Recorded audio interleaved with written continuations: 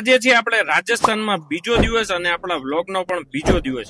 આજે આપણે જવાના છીએ રાજાનો કિલ્લો જોવા. ચડાવ્યા ચશ્મા ને થઈ ગયો તમારો ભાઈ તૈયાર.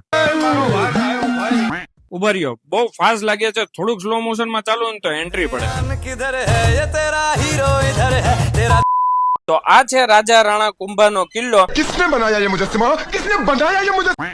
જે કહેવાય છે કુંભલગઢ ફોર્ટ. આની એક ખાસિયત છે, ચાલો મારી સાથે અંદર. આને બનાવવામાં લાગ્યો તો 15 વર્ષનો સમય. પહાડની ઊંચાઈ ઉપર ઓરિજિનલ પથ્થરથી ચાલતા તો છે ને પગ દુખવા માંડ્યા હતા, પણ ઉપરથી આપણે નજારો જોવો તો એટલે કુછ પાને કે લીએ કુછ ખોના તો પડતા હે.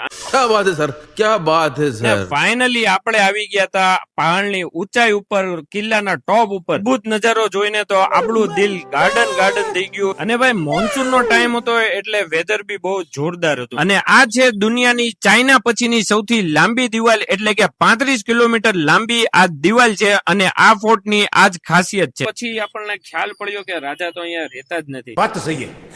ફોર્ટ પરથી નીકળીને આપણે આવી ગયા હતા રાજસ્થાની માર્કેટમાં, જ્યાં આપણે આ ટાઈપના રાજસ્થાની બધી કલ્ચરલ અહીંયાની ટ્રેડિશનલ વસ્તુ જોઈ. માર્કેટ ફરી લીધા પછી આપણે આવી ગયા હતા પાછા કોન્ફરન્સ હોલ ઉપર, જેમાં આપણે લીધું છે લીલન કાપડની અંદર સ્પ્રે પ્રિન્ટ વાળા શર્ટ, નીચે દામન પ્રિન્ટ વાળા શર્ટ, ઓલ ઓવર પ્રિન્ટ વાળા શર્ટ, અને પાછી આવી ટ્રેન્ડિંગ લાઇનિંગ બી લીધી છે.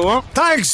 ને ભાઈ સાતમ આઠમ દિવાળી અને મેરેજ સીઝન માટે તો એમ્બ્રોઇડરી વાળા એક થી એક ડિઝાઇન તમારી માટે લીધી છે. સ્ટોક લખાવતા ઘણી બધી વાર થઈ હતી, એટલે ભાઈને મેં આસ્તે એકથી પૂછ્યું આપણે થોડીક ચા પીશું. ચા વિના મને ચેન પડે નહીં. પછી કોન્ફરન્સ ઇવેન્ટ ના ઓનરે આપણી સાથે કર્યું શૂટિંગ. પડી ગઈ રાત અને આ છે રાતનો વ્યૂ. અહીંયાથી થાય છે તો આપણો ટ્રીપ નો એન્ડ. घर भेगू थाने આવા નવા બ્લોગ અને નવા કલેક્શન જોવા માટે થઈને આપણી આઈડી ને ફોલો કરજો અને કોમેન્ટમાં જરૂરથી જણાવજો આપણો વ્લોગ કેવો લાગ્યો. Thank you.